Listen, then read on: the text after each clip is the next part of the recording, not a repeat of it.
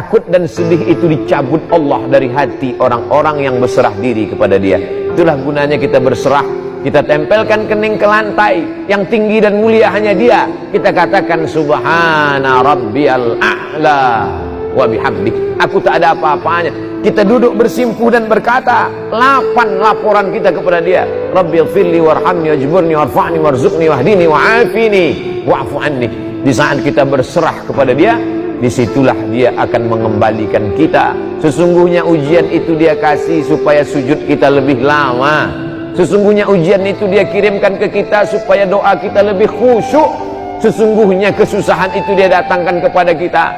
Ada seorang hamba sempat khilaf dan lupa kepada Allah, tapi Allah sayang kepada dia. Dikirimkannya 1, 2, 3 ujian sehingga balik hamba itu mendekat kepada Allah. Andai tidak lupa, tidak lalai kepada Allah, sesungguhnya di balik ujian itu Allah ingin mengangkat derajat. Andai derajat sudah diangkatnya, sesungguhnya orang itu sudah diletakkannya di surga Jannatul Firdaus.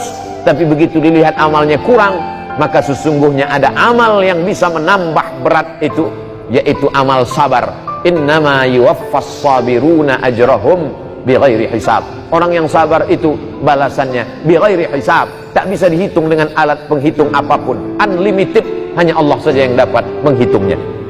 Kita lanjutkan ayatnya. Walanabluwannakum bisyai'im minal khauf, takut, wal ju', lapar, wa naqsim minal amwal, kurang harta, rugi, hilang, bangkrut, terbakar, diambil orang, wal anfus, sakit, was samarat, kemarau, paceklik, tak ada makanan, tak ada buah-buahan. Wa basyiris sabirin, berikan kabar gembira kepada orang yang sabar. Siapa itu? Alladzina idza asabathum musibah, ketika datang musibah itu kepada dia, yang keluar dari mulutnya bukan sumpah serapah caci maki, yang keluar dari mulutnya adalah inna lillahi wa inna ilaihi raji'un. Apa kata Allah di ujung?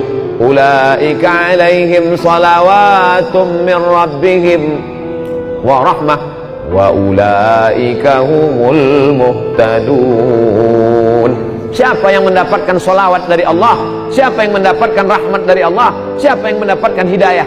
Itulah orang-orang yang sanggup berkata apapun yang terjadi, dia katakan inna lillah wa inna ilaihi raji'un. Nah, setelah kita berpindah alam dengan saudara, emak, abang, saudara, tetangga, apa yang bisa kita lakukan hubungan dengan mereka? Seperti yang dilakukan Tuan Haji Alim beserta keluarga.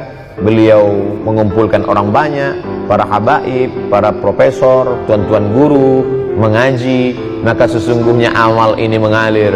Di antara amal yang mengalir kepada orang yang sudah meninggal dunia, yang pertama, datanglah Sa'ad kepada Nabi, ya Rasulullah, ummi matat, emakku sudah meninggal, apa atasaddaqu anha, apakah kalau aku bersedekah pahalanya sampai ke almarhumah emakku?